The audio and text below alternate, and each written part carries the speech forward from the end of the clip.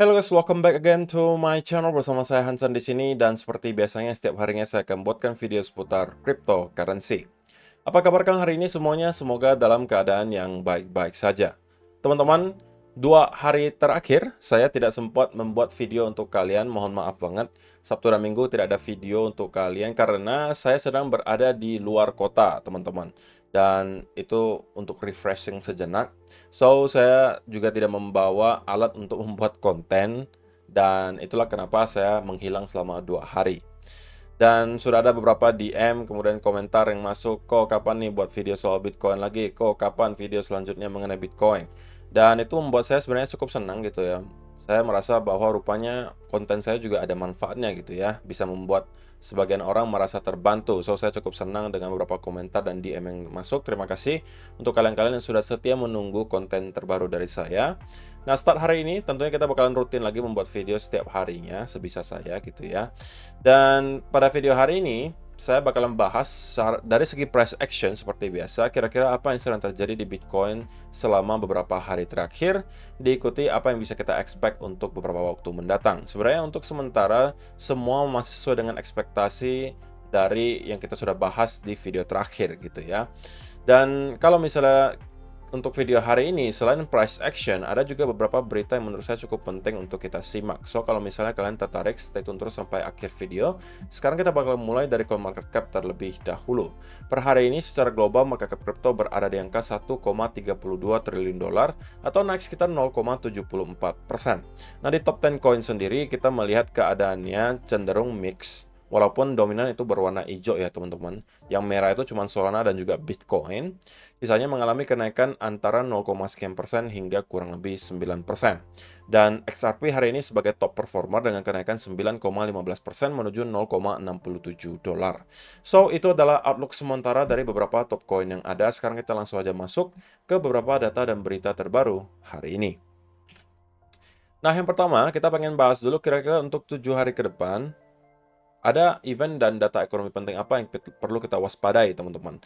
Dan setelah saya screening sekilas tadi, in general sebenarnya minggu ini kita tidak akan mendapatkan banyak sekali data yang menurut saya bisa menggerakkan market terlalu ekstrim gitu ya. Tapi ya adalah beberapa yang lumayan gitu. Di antaranya teman-teman, nanti di tanggal 8 November, yang berarti hari Rabu nanti ya, pukul 21.15 waktu Indonesia Barat, itu akan ada Fed Chair Powell speech atau kembali speech dari kakek Powell. Sekali lagi, jika kita melihat kakek Powell itu memberikan statement yang sama-sama aja dengan yang dia sudah lakukan beberapa hari yang lalu ketika Fed Interest Rate Decision dan juga Fed Press Conference. Kalau hanya mengulangi statement dari yang dia sampaikan pada saat itu, ya menurut saya tidak akan ada reaksi yang terlalu signifikan dari market. Kecuali ada sesuatu yang baru ya teman-teman. Kecuali ada sesuatu yang baru yang disampaikan dan kemudian membuat market surprise misalnya. Nah itu mungkin baru bisa membuat market bergerak secara ekstrim, volatility-nya gitu ya. Diikuti juga keesokan harinya, pada hari Kamis akan ada beberapa data, di antaranya continuing jobless claim, initial jobless claim, dan juga ada beberapa anggota Fed yang bakalan melakukan speech. Di antaranya Fed Bostic, Fed Barkin, kemudian Fed Jefferson, Fed Barr, dan Fed William. Tidak sampai di situ, hari Jumat dini hari, kakek Powell kembali akan memberikan speech pada pukul 2 dini hari pada tanggal 10 November. So, untuk minggu ini, itu hanya kebanyakan adalah speech dari anggota The Fed yang bisa aja kemungkinan memberikan semacam surprise kalau misalnya ada beberapa statement yang sebelumnya tidak pernah disampaikan, kemudian disampaikan pada event tersebut nanti. Dan juga yang lumayan penting tentunya di hari Kamis nanti itu adalah continuing jobless claim dan juga initial jobless claim. Karena untuk data pengangguran terakhir NFP ya pada hari Jumat kemarin itu ada sedikit surprise di mana kita melihat ada penurunan yang signifikan di angka pembukaan lapangan kerja sehingga kemudian kita melihat market itu reaksinya cukup volatil gitu ya. So kemungkinan hari Kamis nanti juga akan cukup banyak investor yang mencoba untuk memantau continuing dan juga initial jobless claim yang juga berkaitan dengan tingkat pengangguran di Amerika Serikat. So itu adalah yang pertama. Kemudian yang kedua teman-teman, seperti yang kalian tahu bahwa saya secara pribadi di time frame daily ya, saya udah jelaskan ini juga di video beberapa hari yang lalu kalau tidak salah, bahwa saya merasa yang kita lihat sekarang di sini berpotensi adalah semacam running flat. Kalau kalian masih ingat, saya udah sampaikan ini di video beberapa hari yang lalu. Dan rupanya ada yang sependapat dengan saya, itu adalah Kos Alemzadeh, ini dari X atau Twitter, menyampaikan bahwa the first move into expansion, weekly RSI lebih dari 70, often signals the start of a bigger move whose strength is revealed by leaving that breakout level untested.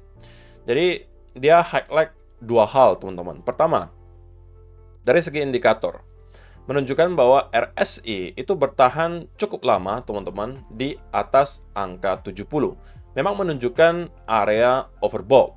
Tetapi ini juga sekaligus menunjukkan bahwa buying pressure itu lumayan kencang. Sehingga kita bisa bertahan di atas area overbought selama jangka waktu yang cukup lama. Nah, kemudian dari segi price action juga, ini ada kemiripan dengan yang kita lihat kali ini dengan di bulan November pada tahun 2020. Pada saat itu juga kita cenderung membentuk yang namanya running flat. Artinya apa? Kita terus-menerus membentuk higher high, higher low, higher high, higher low, higher high, higher low. Tetapi bentukannya itu nggak impulsif, teman-teman, tapi dalam bentuk wave gitu. Sebelum pada akhirnya kita breakout ke atas dan itu menghasilkan kenaikan pada saat itu ya 43,94%. Nah, ini kalau kita asumsi bahwa akan mengulangi hal yang sama dengan kita lihat pada saat itu, maka kita akan melihat Bitcoin kemungkinan menyentuh ke area 49 sampai 50 ribu dolar. Oke, itu kalau kita mengulangi secara persentase sama dengan kita lihat di tahun 2020. Dari segi pattern, saya juga setuju ya bahwa ini memang ada kemiripan. Dan untuk sementara kita bisa asumsikan bahwa yang kita lihat di sini adalah potensial running flat. Oke, tetapi sekali lagi running flat ini baru akan valid apabila kita memang mampu untuk breakout dari trendline atasnya di sini. Dan jika itu yang terjadi, maka saya rasa kita akan melihat minimal, ini kalau opini saya pribadi ya teman-teman, 37.500 sampai 40.000 dolar itu akan menjadi range pertama yang kemudian menghasilkan semacam major resistance. Oke, kalau kita udah di atas 40.000, sebenarnya tidak ada terlalu banyak menurut saya resistance yang major. Jadi kita mungkin bisa melihat Bitcoin bergerak dengan luasa ke atas mungkin ke area 45 kemudian 50.000 dolar. Yang kita bakalan bahas mungkin lebih detail nanti sudah di chart. Tapi pada intinya memang kita mendapatkan beberapa indikasi yang positif. Pertama, dari segi price action kita menunjukkan ada potensi semacam running flat, which is adalah mungkin continuation.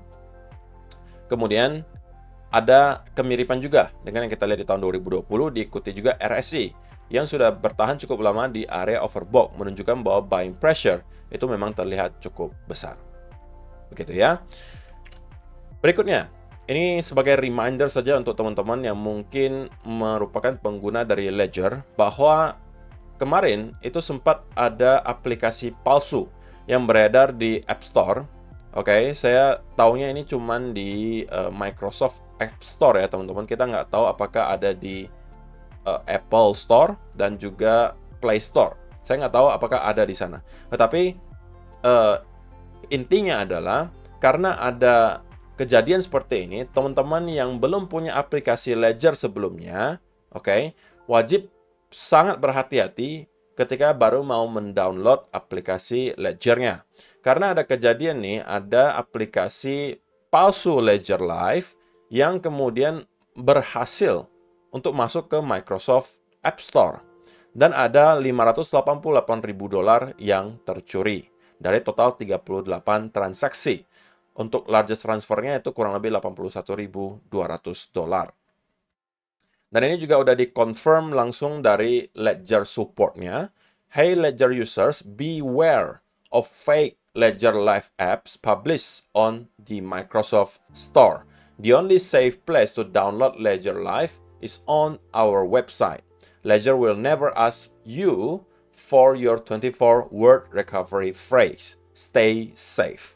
Jadi, ada beberapa hal yang disampaikan di sini yang bisa menghindarkan teman-teman dari mendownload aplikasi palsunya Ledger Live. Yang pertama, mereka menyarankan teman-teman untuk mendownload aplikasi Ledger Live langsung dari website resminya, teman-teman. Yaitu adalah ledger.com/ledgerlive.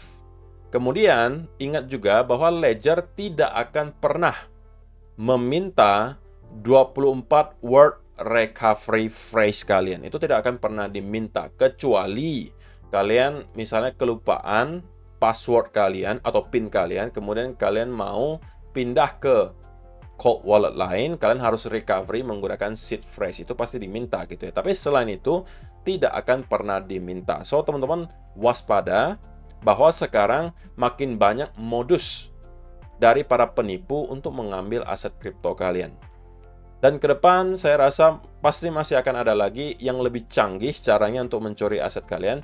So, please kalau misalnya kalian merupakan investor jangka panjang, kalian harus super hati-hati terhadap semua yang kalian pakai, terutama dari perspektif security gitu ya.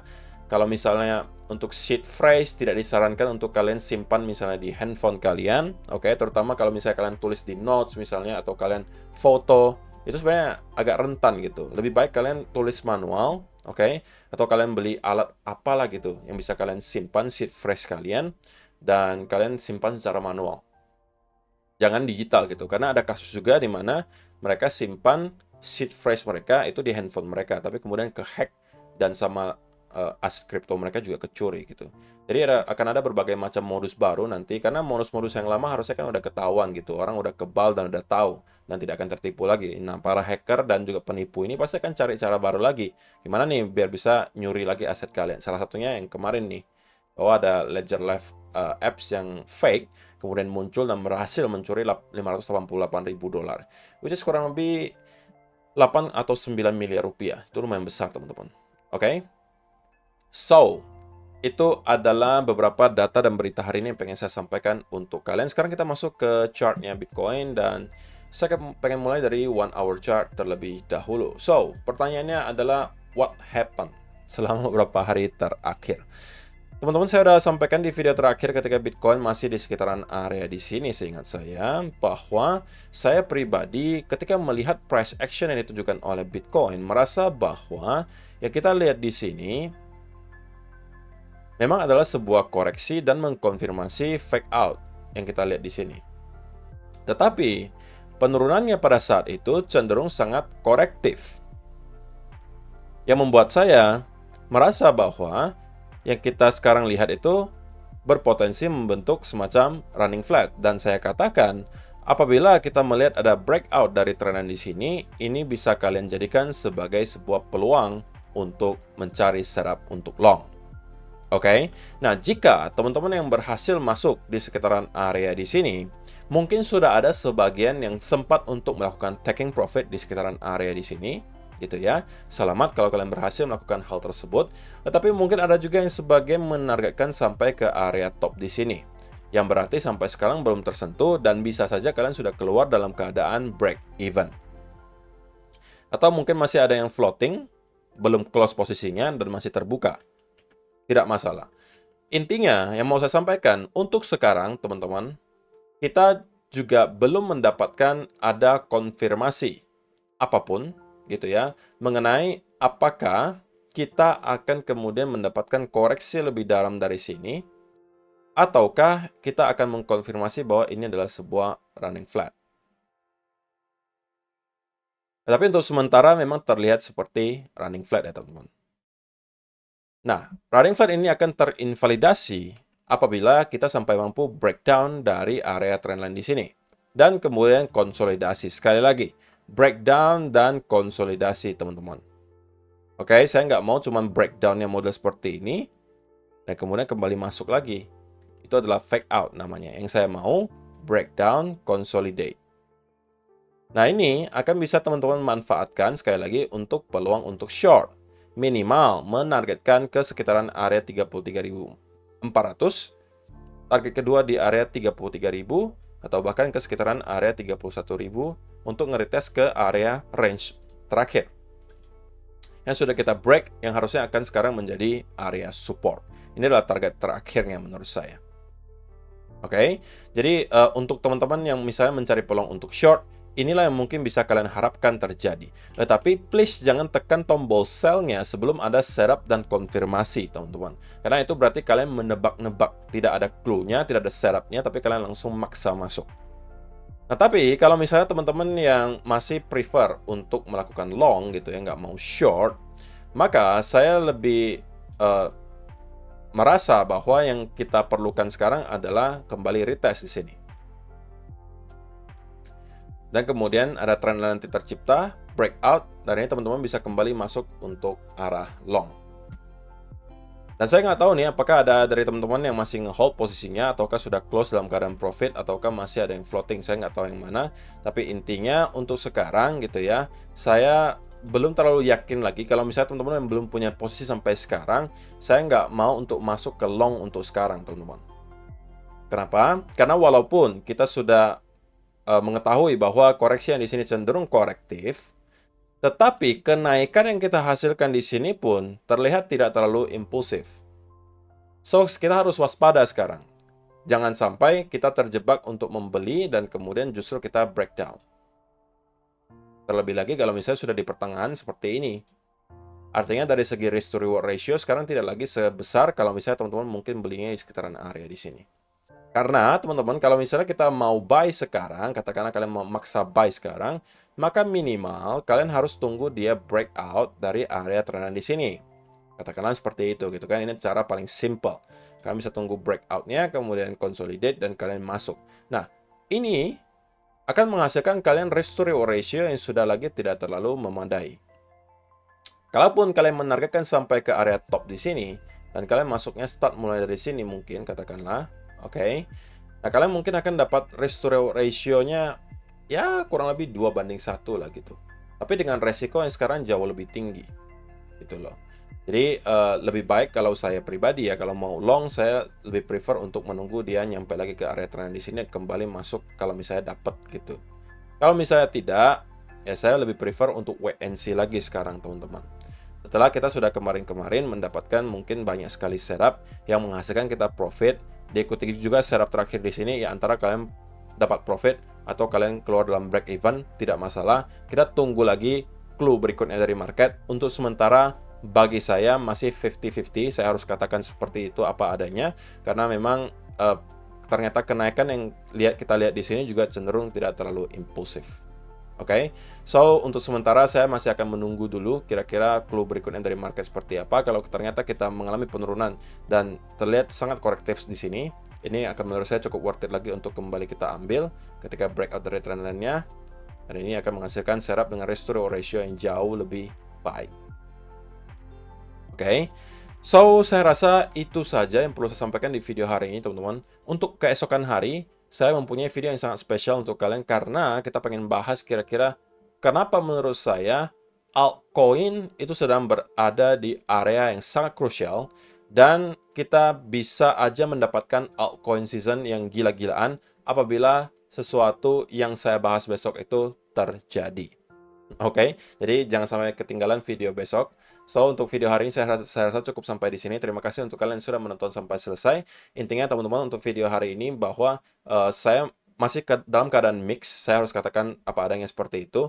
Jangan paksa untuk kembali masuk ke market sebelum ada konfirmasi apapun. Kalau kalian mau short, tunggulah breakdown dari trend line di sini. Mau long, tunggulah retest ke trend line-nya. Ini adalah kedua setup yang menurut saya paling aman untuk kita ambil untuk sekarang. Selain itu, saya masih akan membiarkan mungkin Bitcoin melakukan apa yang dia mau terlebih dahulu. Dan kalau misalnya salah satu dari senario tersebut terjadi, saya baru akan manfaatkan. Tapi kalau tidak, ya berarti memang bukan rezeki saya.